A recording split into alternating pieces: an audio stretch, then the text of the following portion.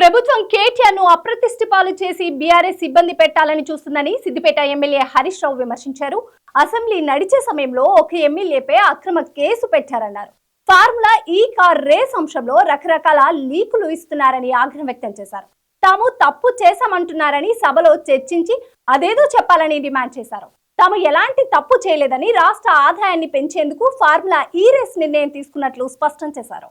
ఈ car racing విషయంలో రకరకాల లీకులు ఇస్తూ మా నాయకులు కేటీఆర్ గారిని అప్రతిష్ట పాలు చేయాలని బీఆర్ఎస్ పార్టీని ఇబ్బంది పెట్టాలని ప్రయత్నం చేస్తున్నారు. మేము ఇతర ఏమడుగుతున్నాం సార్, మేము ఎలాంటి తప్పు చేయలేదు, చట్ట ప్రకారంగా పద్ధతి ప్రకారంగానే ఈ రాష్ట్ర ప్రతిష్ట పెంచడానికి ఈ రాష్ట్ర ఆదాయం పెంచడానికి కేటీఆర్ గారు అన్నీ ఆలోచించి నిర్ణయం తీసుకున్నామని మేము చెప్తున్నాం.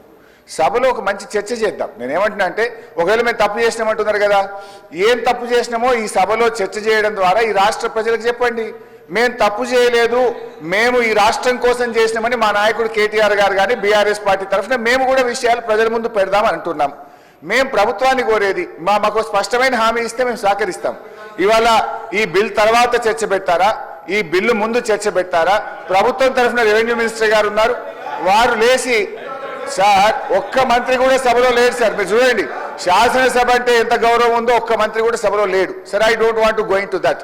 మేము అనేది ఒక్కటే, ఈ కార్ రేసింగ్ విషయంలో ఈ అసెంబ్లీ నడిచేటప్పుడు ఒక ఎమ్మెల్యే గారి మీద అక్రమ కేసు పెట్టిండ్రు.